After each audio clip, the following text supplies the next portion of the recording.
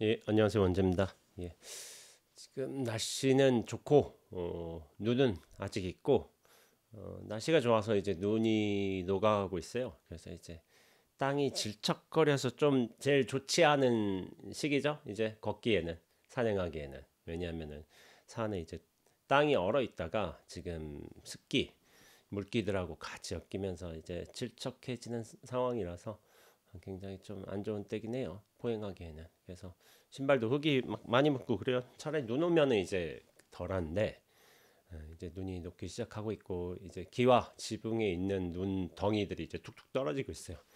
떨어지고 있고 이제 그런데도 수도하면 분명히 눈이 옵니다. 4월 초까지도 눈이 와요. 눈이 오는데 근데 의미 없는 눈이죠. 쌓이는 눈이 아니다 보니까 눈은 오게 돼 있고 그래서 눈 구경은 참 이번 겨울은 눈 구경을 참 많이 했어요. 눈도 많이 쓸고 그렇게 했던 것 같습니다. 그래도 이제 나중에 음, 눈 녹을 때까지 기다려야 될 것 같고 이제 오늘 또 이제 선을 묻는 이에게 여기서 교회 별전의 참뜻은 무엇입니까?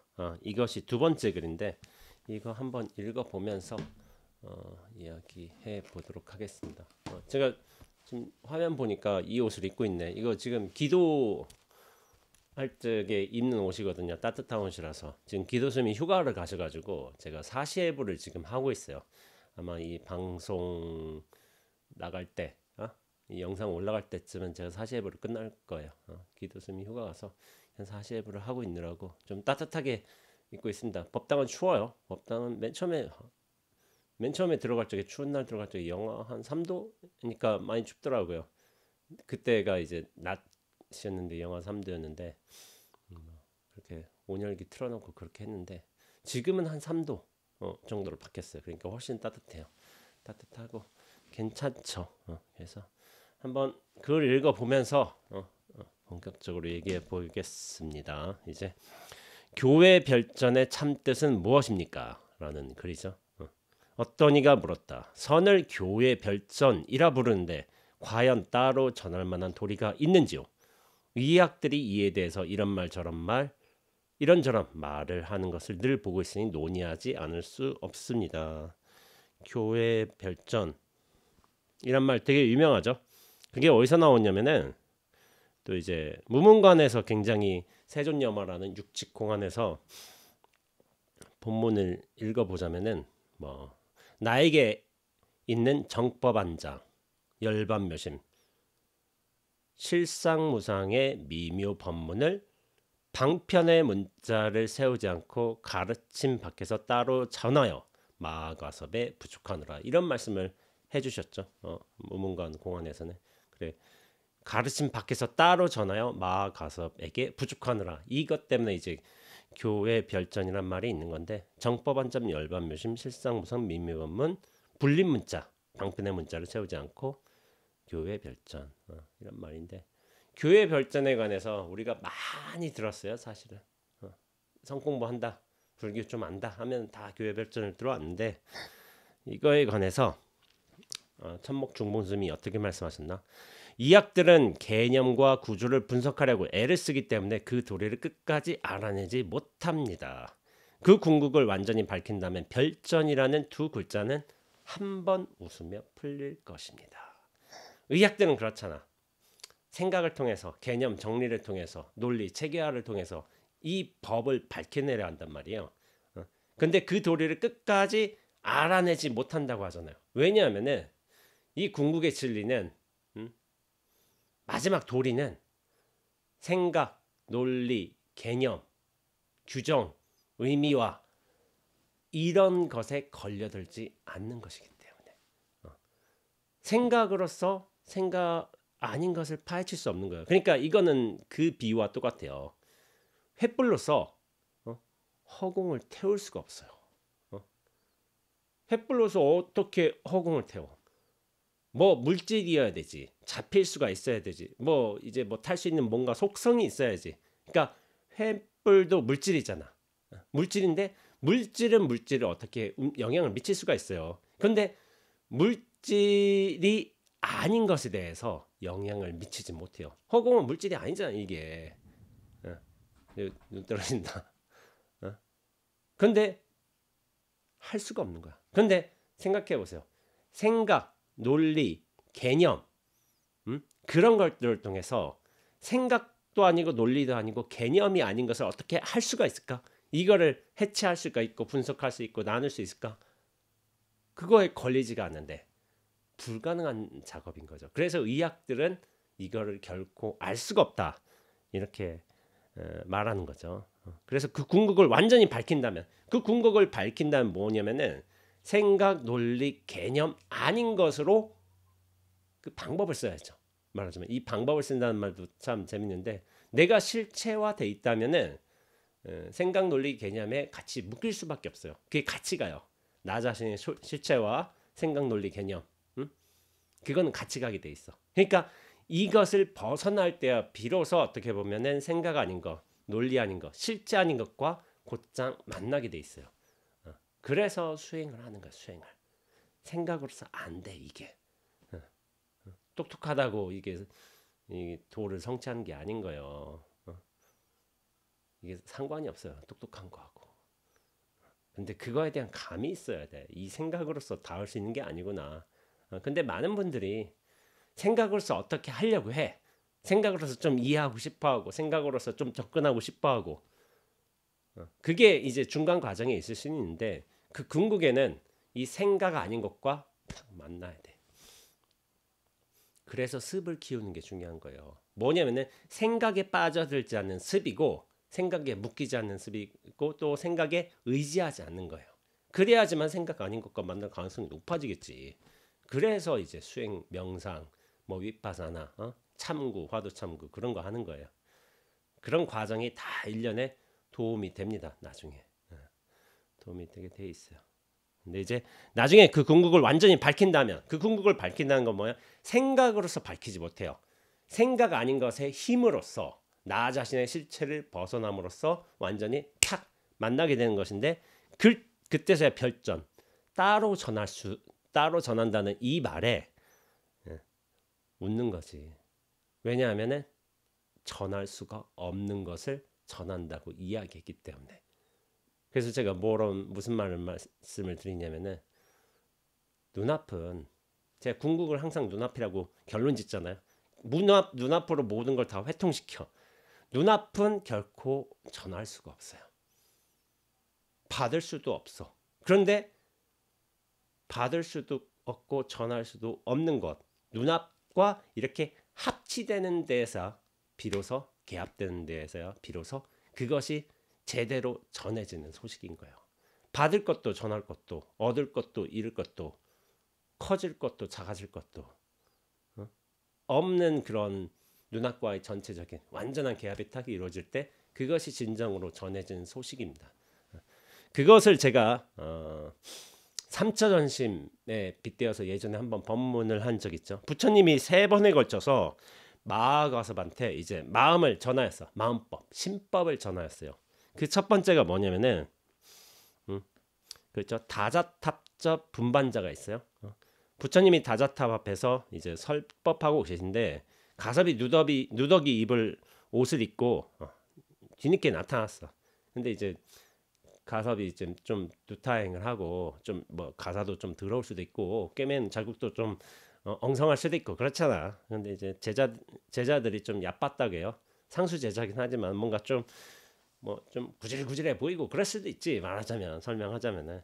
근데 이렇게 나타났는데 부처님께서 이렇게 좌복 있잖아. 좌복에 딱 앉으셨는데 옆자리로 탁 반자리 정도 남겨놓고 옆자리로 싹 비킨 거예요. 그러니까 거기서 마하가섭이 와서 그 옆자리에 반자리에 탁 앉았어요. 그게 첫 번째 분반자죠.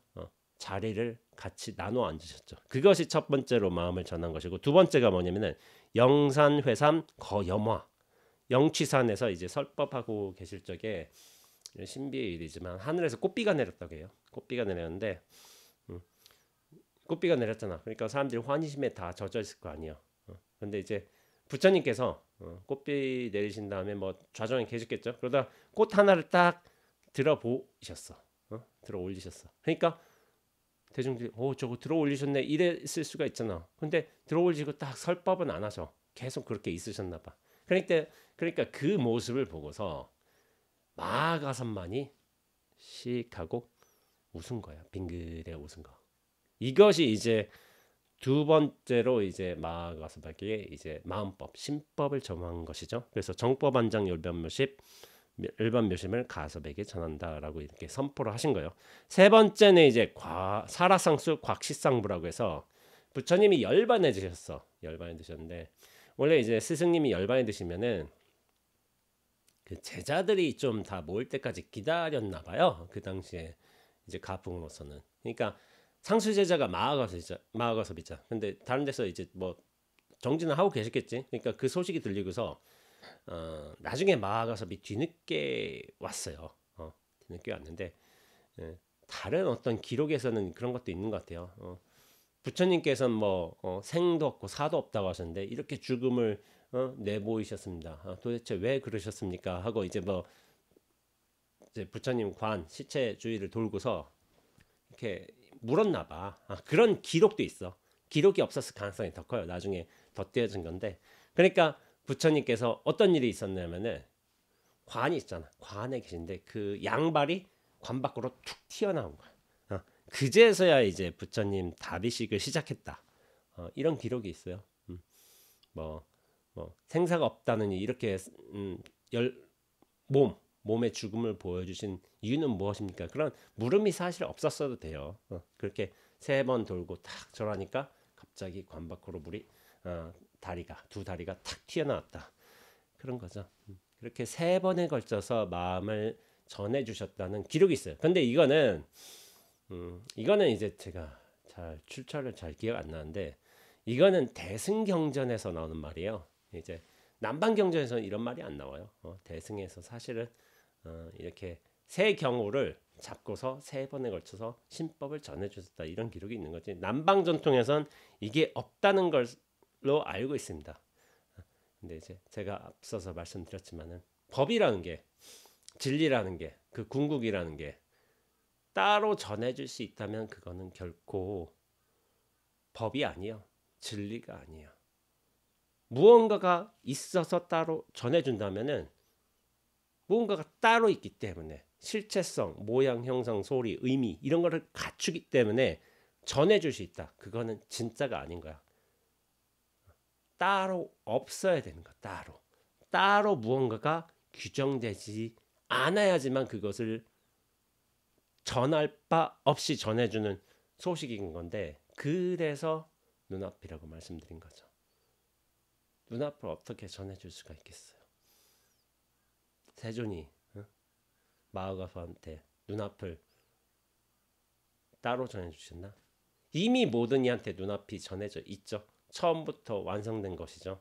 애초부터 이거는 어떻게 할 수가 있는 것이 아닌 것이죠. 그리고 개념, 논리, 생각, 모양, 소리 이런 걸로도 어떻게 다룰 수가 없어요. 이거는 왜냐하면은 개념, 모양, 소리, 이런 모든 것들은 눈앞에서 벌어지는 하나의 현상인 것이지 드러난 어떤 결과물인 것이지 그 근원의 눈앞은 전혀 어떻게 할 수가 없어요. 실체성이 없는 거야. 나란 존재의 실체성이 갖추고 있다면은 그것에 묶여 있다면은 이걸 몰라요. 그래서 제가 이런 말씀을 드리지만은 눈앞이라고 이렇게 탁 말씀드려도 이게 뭔데요? 하면서 도대체 이게 뭐예요? 눈앞이 뭐라고 이런 분들이 대부분이지만은 어떤 분들은 있잖아요. 어떤 분들은 그런 분이 있어. 이게 이렇게 해서 이를테면은 여러분이 이렇게 집에서 있다가 차를 타고 여기 낙감이라는 공간에 오셔서 이렇게 원재라는 한 명의 스님과 이렇게 커피 마시면서 지금 이야기를 나누고 있는데 그 집에서부터 중간에 어떤 고속도로에서부터 어떤 수도암이라는 절에서부터 이 또 원재라는 하나의 사람으로부터 커피라는 맛으로부터 이 모든 것은 드러났지만은 바뀌었지만 그 내용물들은 다 바뀌었지만은 변하지 않은 게 바로 눈앞이었다. 그 처음부터 눈앞이었고 집에서부터 어떤 생각을 내기 이전부터 눈앞이었다. 그것은 바뀐 바가 없습니다라고 이야기를 할 적에 어떤 분들은 그래요. 그 뒤통수를 맞는 듯한 탁 그런 충격을 받는 사람들이 또 있어요. 팍 하고 이게 그러니까 이게 내가 설명을 하긴 했잖아요. 설명을 했지만은 똑같이 설명하는데도 어떤 사람은 그게 뭐요? 이제 말이 맞잖아. 말이 맞잖아요. 물론 눈앞은 바뀌지 않았어. 그래서 뭐요? 이렇게 하는 거면은 이분은 물론 공부를 못한다 막 그런 건 얘기하시는 건 아니지만은 감이 없어요. 감이 좀 있어야 돼. 이거는 진리에 대한 감이 있어야 돼. 그래서 그런데 똑같은 설명을 하는데도 누구는 뒤통수 탁 맞은 것처럼 이렇게 된 사람이 있는가 하면은 그러면서 이제 또 다른 사람들은 이렇게 설명해 줄 때 실체감이 탁 무너지는 사람들이 있어요. 그런 경험들을 거친 사람들이 있어요. 똑같은 눈앞이라고 하는데도 누군가는 뒤통수 맞게 되고 자기 실체가 뭔가 무너지고 있고. 그래서 예전에 이제 써니즈가 그랬잖아요. 써니즈 친구가 와가지고 이렇게 하는데 저랑 얘기를 하다가 한 30분 1시간 얘기하다가 선생님 제가 미친 것 같아요. 갑자기 세상이 가짜처럼 보여요. 꿈처럼 나타나요. 뭐 이런 얘기를 하는 거예요. 인터뷰 중간에. 그래서 이제 감이 있으니까 그 친구도 감이 있으니까 그런 얘기를 하는 거죠. 근데 제가 말했지만은 그렇게 됐다 하더라도 나중에 집으로 가면서 이게 좀 더 이어질 수도 있어요. 몇 분, 뭐 몇 시간, 며칠 이어질 수도 있어. 근데 그 감은 나중에 쓱 떨어져요. 떨어지고. 네, 그것도 이제 뭔가 통하는 사람과 있을 적이야. 그리고 그 통하는 사람들과 여러 같이 있을 때야 비로소 그게 증폭이 되는 거야. 그래서 제가 법회에 오라고 말씀드려요. 유튜브로서 이게 법문을 듣잖아.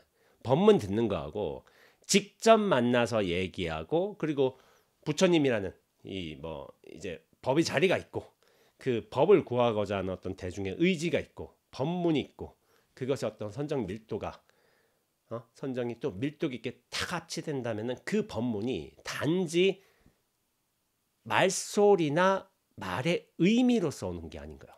전체로 훅 투과해서 오는 경우가 많아요. 그래서 그게 법회가 중요하다는 거예요. 말과 소리로서 오는 게 아니라 그 전체로서 나를 확 덮치듯이 실체감을 나중에 확 무너뜨리는 경험들도 많이 벌어져요. 그러니까 법회의 중요성이 크다고 제가 말씀드리고 있습니다. 유튜브로서 이건 내용이잖아. 분명히 영상도 있잖아. 영상을 통해서 또 이게 뭐 받는 사람들이 있어. 그것도 돼요. 당연히. 그렇지만 그것보다도 법회의 밀도가 훨씬 크다. 그래서 이제 법문에 꼭 참여해 보시라 제가 이렇게 말씀드리고 있습니다. 제가 뭐 직접 만나서 뭘 얘기하고 차를 마시고 뭐 유튜브하고 얼마나 다른지 그걸 확인해 보시라. 언제 뭐 생긴 게 어떻게 다른지 그런 게 아니라 법회라는 장소, 그 공간의 어떤 열망들, 의지들 그런 것들이 훨씬 법으로의 길을 훨씬 더 증폭시킨다. 그걸 말씀드리고 있습니다. 그래서 제가 예전에 적었던 글귀네요. 전할 수 있다면 그것이 법이었겠는가. 아까 전에 말했지만 전할 수 있다면 그것은 마음도 아니고 법도 아니다. 따로 무언가 전했다 한다면 그건 마음도 아니고 법도 아니에요. 진리도 아니에요. 전할 수 없는 거여야 돼요. 전할 수 없는 것을 전할 때야 비로소 제대로 전한 것이고 그것이 별전. 따로 전한다는 말이 아니라 별전이란 말이 어떻게 된 거예요? 이미 전해졌다는 거. 이미 완성되었던 거. 그것을 스스로 확인하게 되죠. 그래서 이제 무문관에서 무문스님이 이 염화미수에 대해서 이렇게 말씀하세요. 석가는 마치 사람이 없는 듯이 거리낌 없이 행동하여 양가의 자녀를 노비로 만들고 양머리를 내걸고 개고기를 파는구나. 제법 기특하다고 여기겠지만 그런데 당시에 대중이 모두 웃었다면 정법안정을 어떻게 전했을까? 마가서 혼자 웃었어. 근데 만약에라는 이제 조건이 있잖아요. 만약에 대중 마가서 말고 대중이 전부 웃었어. 그러면 이 법을 어떻게 전할 것인가? 이게 또 재미난 뭐 예측이죠. 예측, 뭐 이런 가설이죠. 가설. 근데 마가섭이 웃지 않았어. 그럼 정법반장 어떻게 전해? 안 웃었다면 이거 뭐 애매해지죠? 만약 정법반장이 전해줄 것이 있다고 한다면 석가가 세상 사람들을 속인 것이다. 만약 전해줄 것이 없다고 한다면 어찌하여 가섭에게만 허락했는가? 이런 의문을 남기신 거예요. 남기셨죠. 근데 문제는 왜 3번에 걸쳐서 전해주셨는가? 왜 한 번이 아니라 법을 전해준다면 한 번에 전해줄 수도 있잖아. 근데 왜 3번이야? 분반자 하시고 염화미소 하시고 곽시상부 하시고 왜 3번에 걸쳐서 하셨을까? 그냥 저는 상징적인 숫자라고 생각하고 있어요. 3, 3번. 이것이 불교에서는 굉장히 중요한 숫자인데 한 번으로도 좋게요. 근데 뭐 경우가 많다면은 예시가 많다면은 그 경우를 통해서 들어올 수 있는 가능성도 좀 높아진다고 볼 수가 있죠. 한 번만 해도 되는데 그 중에 가장 유명한 게 사실은 염화미소잖아요. 제 중간이기도 하지만 의미가 중간이라서 의미 있는 건 아니지만은 염화미소 책이 아니라 꽃을 들었다 이거지만은 특별하게 3번이어야 될 까닭은 없어요. 자, 그래서 무문의 송을 보자면은 꽃을 들어올리자. 본분의 실마리가 벌써 드러났으니 가섭은 활짝 웃지만 중생들은 어쩔 줄 모른다네. 이게 그러니까 꽃이 아니고 이게 펜을 들었는데 꽃을 딱 들어올리자 본분의 실마리가 벌써 드러났다. 근데 이것도 틀렸어. 본분의 실마리가 벌써 드러난 게 아니라 본분의 실마리는 이미 드러나 있어요. 이미 들기 이전에도 이미 드러나 있어. 그래서 제가 예전에 말씀드렸지만은 법문을 알아듣는 수준이 3가지로 나뉘어요. 3가지. 첫 번째가 뭐냐면은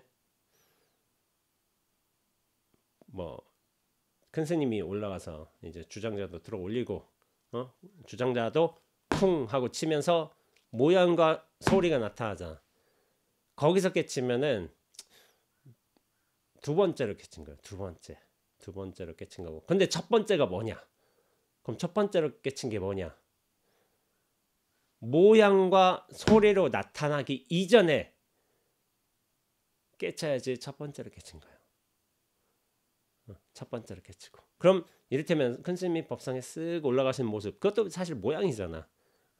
그냥 발을 한 걸음 한 걸음 내디시는 모습, 그런 것도 모양이겠고, 뭐 시자가 부축해 간다든지 모양이지만은 뭐 법회하기 전에 이럴 수도 있잖아. 그걸로 깨친다면 그것도 모양과 소리요. 그것도 두 번째지만은 첫 번째로 깨친 건 뭐냐면은 법문 하시기 전에 깨치는 거예요. 법문 하시기 전에 모양 나타나기 전에 소리 나타나기 전에 그거는 사실은 애초부터 깨쳐야 돼요. 애초부터 깨쳐야지만 모양 소리 경계를 취하지 않고서도 바로 깨치는 거죠. 뛰어난 사람이죠. 처음부터 깨친 거니까 무언가 나타나기 전부터 그게 훌륭한 첫 번째 깨달음 소식이고 두 번째는 모양과 소리에 깨친다면 근데 첫 번째도 두 번째도 안 돼. 모양 소리도 안 돼. 그럼 세 번째부터는 법문하는 거야. 법문은 뭐냐면은 말, 생각, 개념 이런 거야. 이런 걸 통해서 깨친다면은 그것도 깨침이 아니라고 말할 수 있는 건 아니지만은 가장 열등한 수준의 깨침인 거예요. 그런 깨침은 별로 말 통해서 법문 통해서 이게 생각을 굴려가면서 생각을 굴려서 뭔가 깨쳤다 한다면 많이 좀 부족해요. 깨침이 아닌 건 아니지만 밀도가 확 떨어져. 나중에 다시 생각에 끄달려 들어갈 경우가 비일비재해요. 대부분 그렇다고 봐야 돼요. 그래서 생각은 별로 좋지 않은 거야. 생각을 통해서 깨치는 거는. 그래서 근데 이것도 법문의 형태지만은 제 말을 듣고서 그렇지 원재 선생님 저런 말씀하셨지 해가지고 뭔가 확 변화가 있고 깨친 바가 있다. 깨침이 아닌 건 아니지만은 이거 굉장히 수준 낮은 거예요. 사실은 이게 좀 기는 식으로 말씀드리지만은 수준 낮은 깨달음인 거예요. 더 높은 깨달음은 바로 곧장 붙고 곧장 듣는 거예요. 거기서 깨쳐야 돼요. 예. 그러면 이제 좀 생각을 통해서 깨치면 이것도 좀 살짝 돼요. 살짝 돼. 근데 왔다 갔다 해요 계속. 근데 본인 스스로 물어보면 알아요. 이 왔다 갔다를 하는지 안 하는지. 저도 예전에도 계속 그랬으니까 왔다 갔다 했으니까. 근데 그 왔다 갔다가 멈춰야 돼요. 제가 줄곧 이제 계속 똑같이 반복을 해서 강조를 하지만은 그 왔다 갔다 얻었다 잃었다 이게 완전히 끝나야 돼요. 완전히 끝나게 된다면은 이 전체와 눈앞과 확연하게 개합이 되어 있습니다. 그 밀도가 다른 거예요. 예전하고. 그때부터는 이제 절대적 안정감으로 모든 경계를 대합니다. 경계는 펼쳐지되 경계에 물들지는 않아요. 그렇게 가야지 공부를 잘하는 거예요. 그렇게 하려거든 결국에는 무아, 나라는 존재의 실체감이 확 무너져야 되고, 실체감이 무너지면 생각을 자유롭게 쓰되 생각에 불임을 받지 않게 돼. 생각이 있냐 없냐가 중요한 게 아닌가. 생각에 물드는가 물들지 않은가. 생각에 영향을 받는가. 생각을 영향을 받지 않으면서 자유롭게 부리는가. 그 차이 있는 것이지 생각의 유무 여부가 아닌 거예요. 나란 존재의 실체성이 떨어져 나가면 생각의 실체성도 같이 떨어져 나갑니다. 그게 중요한 거예요. 그게 중요한 거. 그러면 모든 생각을 부려도 다 상관이 없습니다.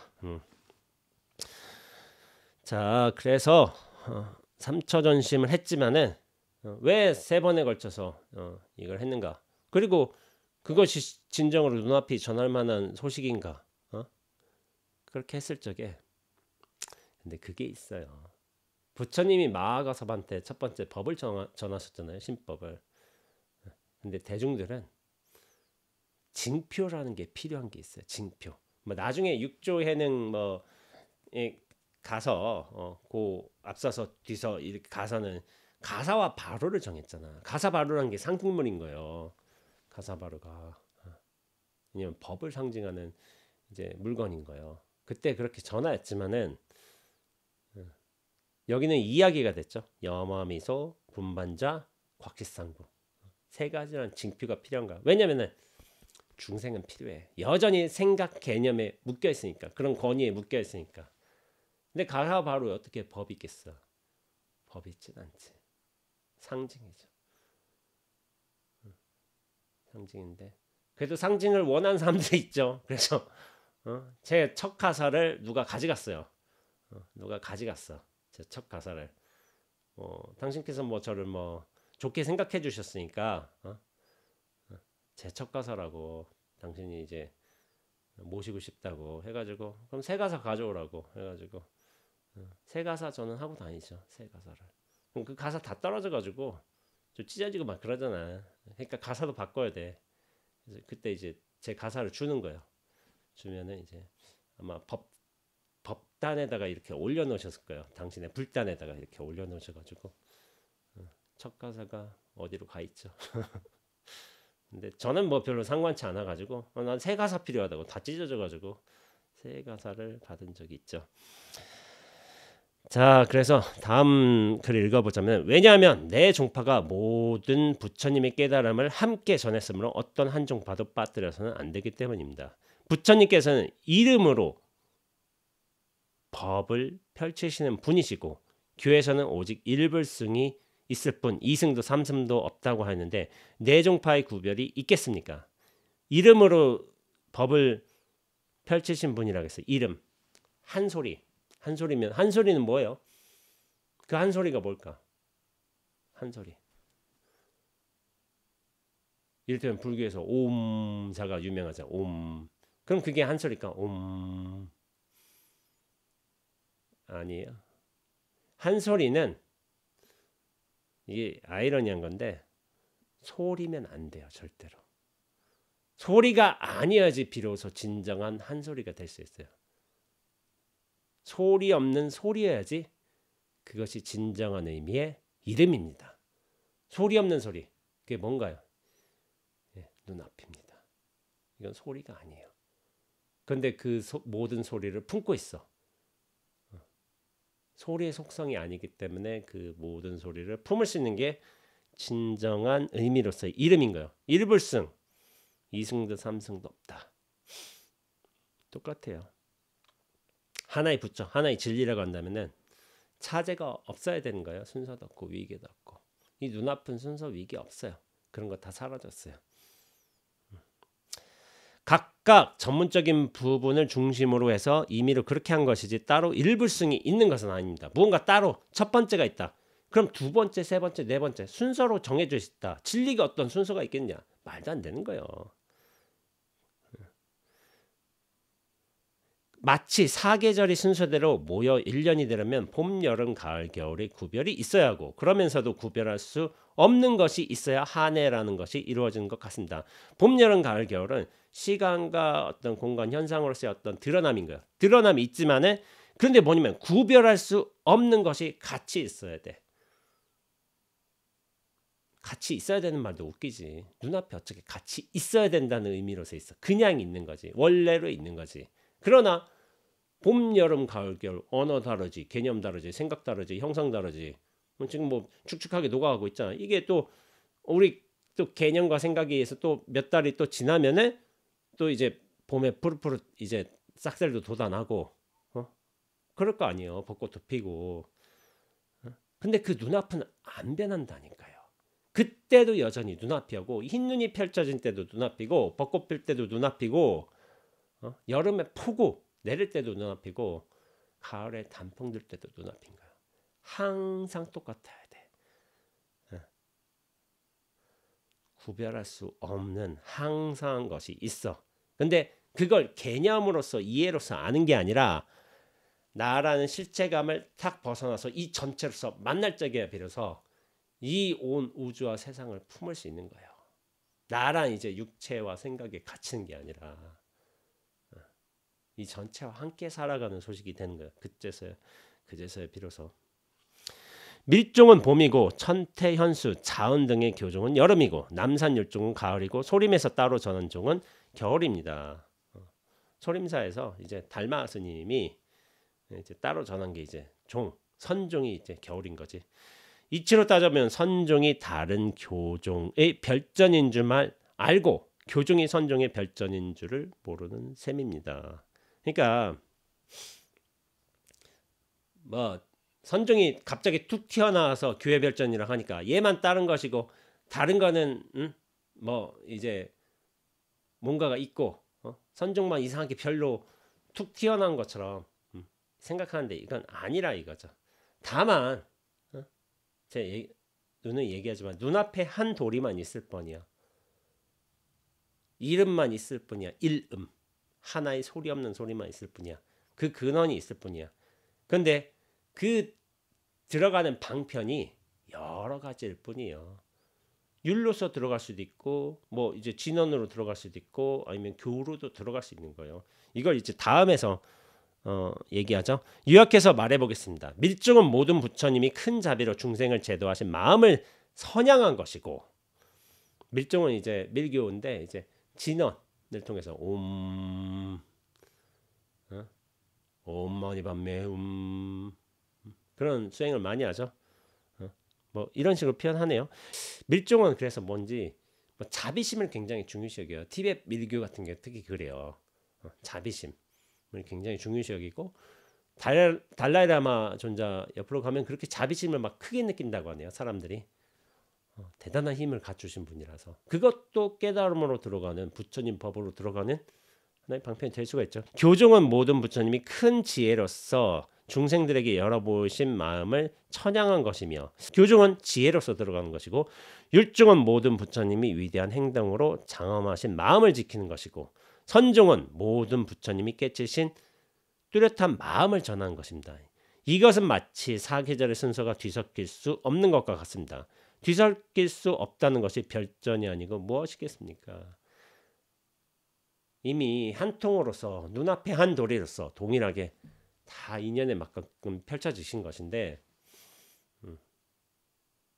다 그렇게 방법이 정해져 있는 거예요. 이게 근데 네 가지로 이렇게 들어갈 수 있다 한다면 사실 좋은 거예요. 제가 얘기하지만은 선지식들의 가풍이 다양한 건 좋은 거예요. 똑같은 선지식에 똑같은 가풍, 똑같은 이야기, 방편 이런 걸 제시한다면 다 그걸로 들어가야 되죠. 근데 중생의 어떤 근기나 어떤 성향들도 달라. 그러니까 자비심을 통해서 깨친 사람이 있는가 하면은 수행을 통한 어떤 그 자기 탐구로서 깨친 사람도 있고, 아니면 위대한 행동을 통해서 본을 통해서 깨친 사람도 있어요. 그러니까 그 문은 여러 가지가 있으면 좋은 거예요. 그래서 자기 문을 잘 찾아야지.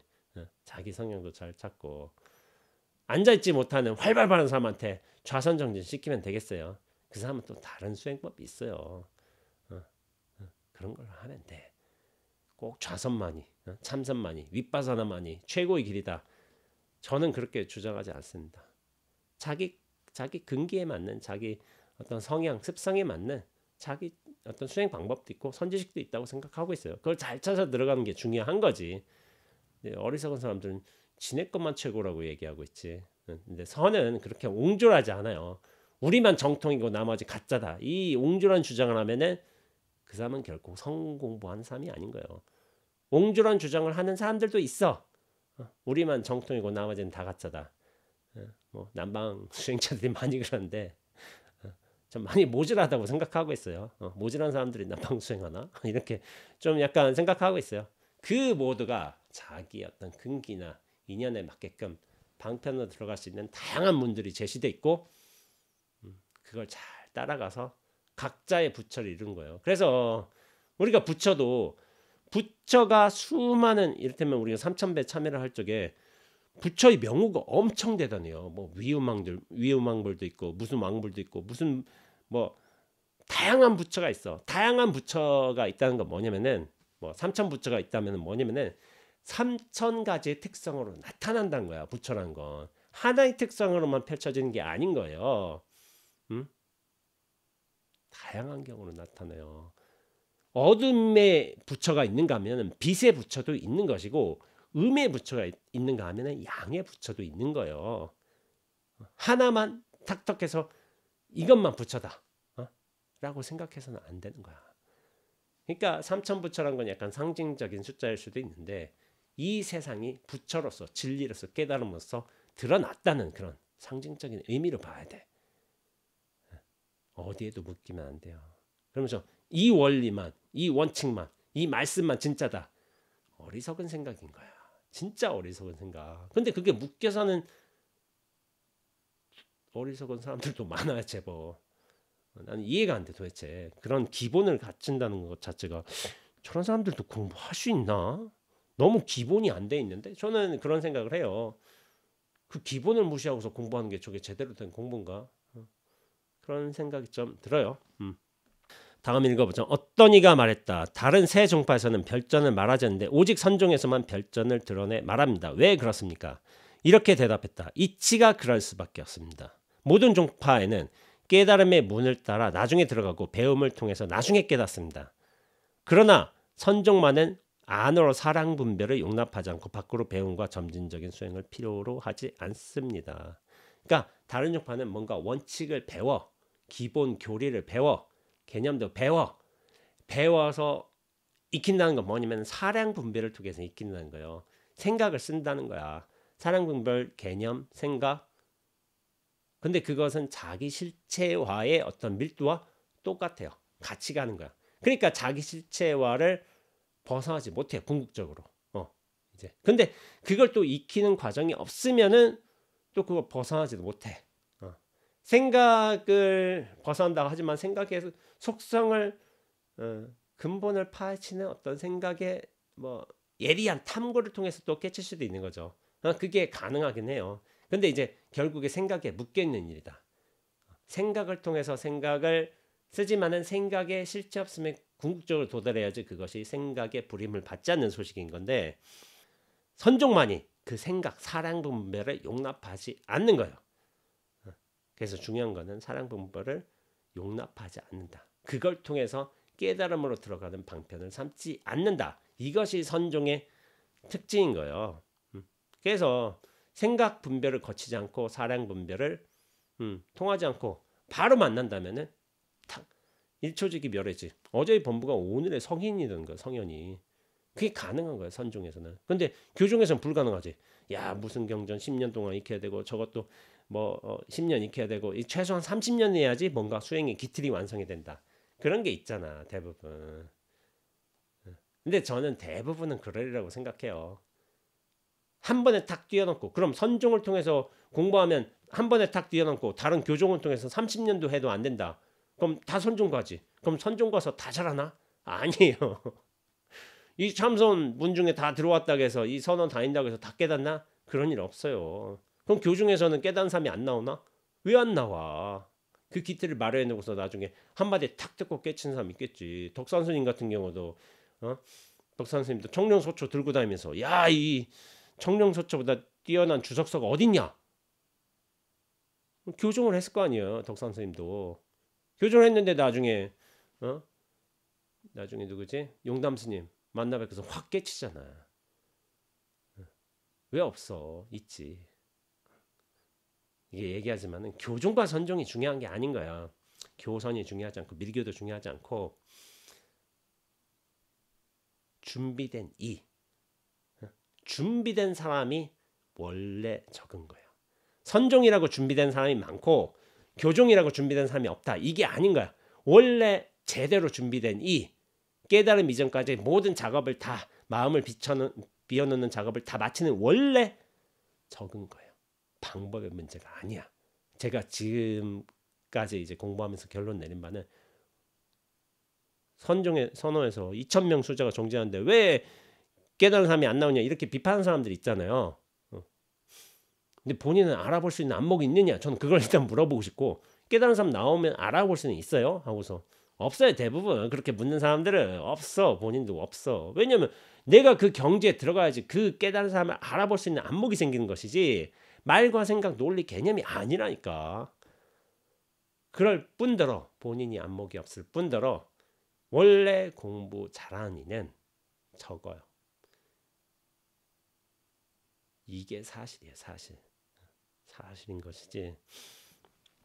근데 이제 왜 이제 이렇게 천목중봉스님이 사량분별을 용납하지 않는다는 걸 이렇게 강조하냐면은 다른 데선 다 사량분별을 하려고 하잖아요. 그 패턴들이 강해.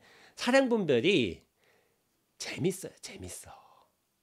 생각하고 이거 뭐 개송도 짓고 야 큰스님 야 이거 말씀도 좋고 그래서 벽암록 같은 경우도 벽암록 같은 경우도 설두중현 스님의 그런 이제 송구백칙을 해가지고 나중에 원어국근 스님이 거기다 또 이제 평창도 달고 그렇게 했잖아요. 수시도 하고 그렇게 해서 벽암록이 나온 거야. 그 당시에 이제 그 지식인들 있잖아. 지식인들 있고 아니면은 또 고관 대작들 벽암록을 그렇게 좋아했어요.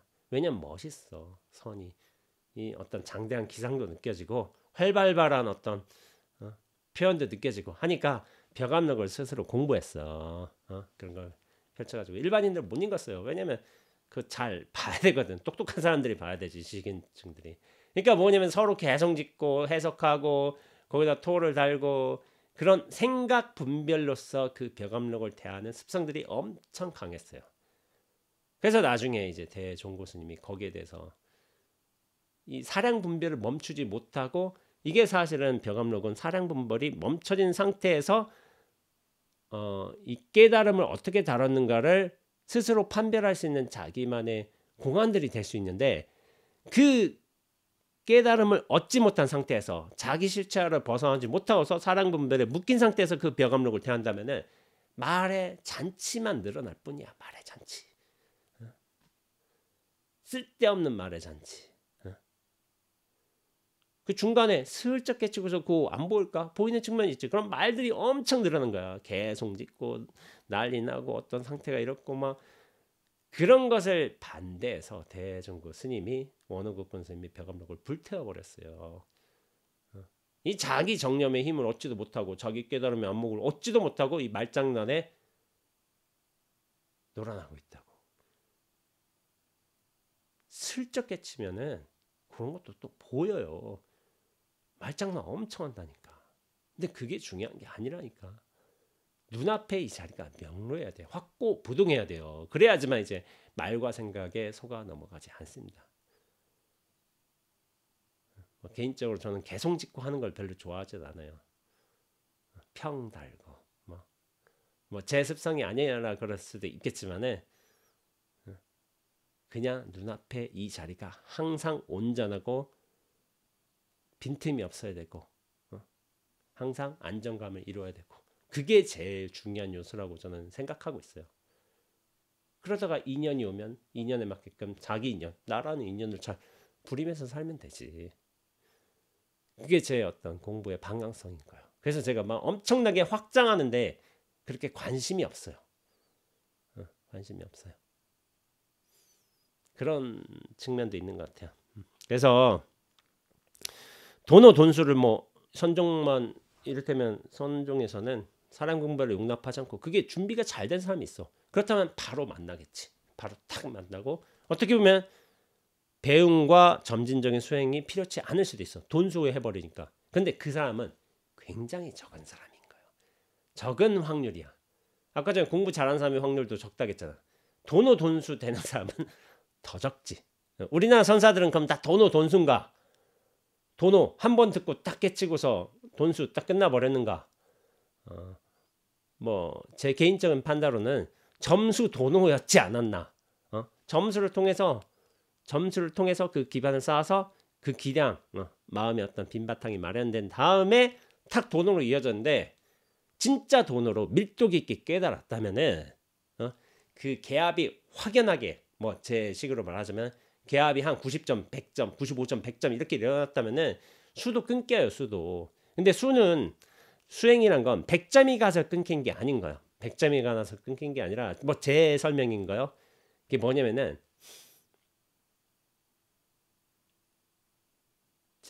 진여 훈습이라는 게 진여의 힘으로 완전히 내맡겨진다면은 그 도리로 돌아갔다면은 진여가 나중에 닦는 거예요.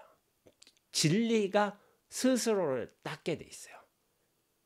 그게 이제 훈습인 것인데 제 기준에서 한 80점 가면은 80점 가면 그때부터는 내가 닦는 게 아니라 진여가 닦습니다. 그래서 이제 수행이 끊기게 돼 있어요. 그때는. 근데 그게 확 넘어가야 돼. 슬쩍 넘어가서 왔다 갔다 하고 이런 상태는 절대로 아니에요. 완전히 넘어가고 완전히 밀도 깊게 안착을 해야지만 그때부터 이제 돈수가 되는 거야. 돈수. 내가 닦는 거 아닌 거야. 진여가 닦아. 근데 그전에는 점수라는 과정이 필요한 측면이 많아요. 다 그렇게 준비가 돼 있나? 마음자리가 밝혀질 준비가 안 됐지. 점수를 통해서 도노가 되지만은 진정한 도노가 이루어지면은 돈수로 가는 게 맞는 거죠. 그렇게 되어 있습니다. 그럼에도 불구하고 오랜 옛날부터 오늘에 이르기까지 조금도 부족하거나 모자람이 없습니다. 마음속으로 비교하고 요리조리 따지면 벌써 잘못된 길에 빠지는 것입니다. 생각, 사랑, 분별 쓰는 거죠. 이걸 통해서 깨달음이 어떻고 이게 여전히 왔다 갔다 한다. 대부분 왔다 갔다 해요. 왔다 갔다 하는데 공부하는 과정은 맞아. 어쩔 수 없어. 근데 그 깨달음은 아닌 거예요. 왔다 갔다 한다면은. 진정한 깨달음의 어떤 단계는 아니다. 이렇게 해서 설사 몸 전체로 깨닫다고 해도 도리어 어리석은 짓일 뿐이어서 진실로 별전 속에서 또 다른 별전을 찾는 격입니다. 안착을 못했어. 눈앞으로서 개합이 완전치 못하다면 뭔가 또 찾아. 그래서 뭐 제 개인적인 상담 경험이지만 어떤 분이 경계를 치렀어. 경계를 치렀는데 좀 큰 경계를 치렀어요. 나름 잘한 거야. 진짜 잘한 거야. 잘한 건데 나중에 묻더라고. 스님 이제부터 어떻게 무엇을 해야 됩니까? 근데 거기에서 제가 이거 많이 부족한데 이런 생각이 들었어요. 왜냐하면은 뭔가 또 찾고 있잖아. 여기서 무엇을 어떻게 해야 되냐고. 그러니까 완전한 개합이 아니라 슬쩍 개합을 했으니까 약간 어설프게 개합을 했으니까 밀도가 낮다 보니까 다른 무언가를 또 찾고 있는 거야. 사실 여기서 완전한 개합이 이루어지면 거기서 무언가를 찾지는 않아요. 스스로 분명하게 드러날 뿐이지. 무엇을 해야 된다는 생각을 여전히 가지고 있어. 그러니까 개합의 밀도가 떨어지는 거예요. 그분 입장에서 엄청 큰 거였어요. 이런 경험이 없었으니까. 근데 무언가를 또 찾고 있어. 그런 패턴이 많아요. 그런 패턴. 무엇을 하지 못하면 또 불안해하겠지. 이대로 맞나? 스스로 그래서 제가 스스로에게 물어보라고요. 더 이상 할 게 없는 거 아니냐고. 근데 불안해한 사람들 많아요. 그러면서 또 뭔가를 찾아. 아닌 거예요. 그러면 아니고. 그래서 정말 그렇게 잘 됐다면은 한번 좀 지켜봅시다. 한 석 달 뒤에 또 똑같은 말을 하는지 한번 지켜봅시다. 그런 식으로 좀 얘기하는 경우가 있어요. 그럼 대부분 바뀌어요. 좀 왔다 갔다 하면은 다시 갔다로 또 바뀌어. 그렇기 때문에 대부분 그러기 때문에 그래요. 스스로 좀 검증을 해봐야 돼. 저도 뭐 저 검증하는 과정을 한 4년 정도 거쳤지만은 4년 크게 경기에 치른 다음에 4년 정도 4년 거친 뒤에도 한결같다, 변함이 없다 이런 판단이 들어서 제가 그때부터 활동을 시작한 거예요. 책 내고. 자, 이것은 그림을 보고 좋은 말을 찾으는 것과 같으니 어찌 선의 근본을 알 수 있겠습니까? 그림을 보고 진짜 말 아니잖아. 그림을 통해서 형상화된 말이잖아. 그걸 찾으려고 하는 것 같아. 근본은 아니야. 진짜 말 아니야. 진짜 말을 찾아야 돼. 진짜 눈앞의 자리로 돌아가야 되는 것이지 모양, 소리, 형태로 드러난 거를 의미로 거기에 묶여버리면 아닌 거예요. 그러니 우리 선의 교회 별전이 있다는 소리 듣고 그들이 놀라더라도 전혀 이상할 것이 없습니다. 왜냐하면은 그 생사심이 실체감이 끊기지 않았어. 끊기지 않은 상태에서 무언가를 탁 얻어야 된다고 생각하고 있으니까 무언가가 수준이 있다고 생각하고 있으니까 뭔가 그치 최상의 것이 있다고 착각하고 있으니까 그러니까 계속 구하는 거야. 추구심, 구하고자 하는 마음 이런 것이 멈추지 않는 거야. 근데 그것은 구하고자 하는 마음의 밀도는 뭐냐면 나의 실체감과 똑같아. 그 밀도가 있기 때문에 남아 있기 때문에 계속 흔들리는 거예요. 여기는 이 실체감이 완전히 무너지지 않았다. 무아의 깨달음을 제대로 얻지 못했다. 이렇게 판단할 수 있는 것이죠. 그래서 무언가를 여전히 추구한다면 찾으려 한다면은 부족한 거야 사실은. 낱낱의 경계에서 이 모든 것이 완전하다는 걸 스스로 명백하게 확인한다면은 그 추구심은 생사심은 멈추게 돼 있어요. 그러면서 그 법이 정말 잘 읽는다면 그 법이 스스로 주변을 훈습하게 돼 있어. 좋은 영향을 미치게 돼 있어. 그런 과정으로 펼쳐지게 됩니다. 그래요. 그게 눈앞에 완전히 개합되는 소식인 거예요. 그래서 전에서 받은 바가 있는가? 앞에서 뭐 교회 별전 따로 전했는가?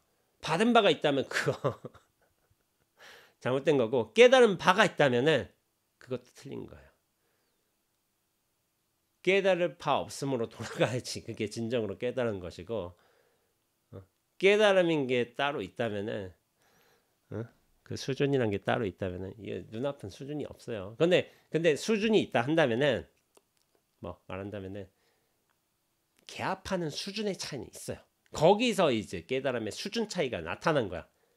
법에는 밀도가 없고 크기도 없고 수준도 없고 높낮이도 없어요. 당연히. 근데 뭐냐면 중생은 있어. 중생의 그 근기나 성향은 이때도 개합하는 정도는 거기서 깨달음의 크기 차이가 나타나는 것이지 진리에는 깨달음의 수준 차이가 없어요. 다 중생의 근기 차이야. 근기 차이, 공부된 정독 차이, 개합하는 차이, 그거 차이요. 그렇게 봐야 되는 거야. 그래서 눈앞으로 완전히 개합한다면 이것이 명명백백해서 더 이상 무엇에 흔들리거나 찾거나 불안하거나 그런 일 없습니다. 이게 확고해야 돼. 확고.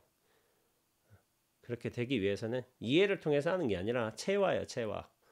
체화를 통해서 이 실체가 완전히 무너짐을 통해서 이 체화가 이루어져야 된다고 제가 누누이 말씀드리고 있습니다. 예, 오늘 1시간 정도 녹화를 했는데요. 예, 제가 다양한 경우를 통해서 또 말씀을 통해서 계속 반복해서 설명드리고 있지만은 본인 스스로의 삶으로 체화하면서 그것이 명명백백하게 확인되는 게 중요하다. 이런 말씀을 다시 한번 언급드리겠습니다. 예, 수고하셨습니다. 다음에 또 찾아뵙겠습니다.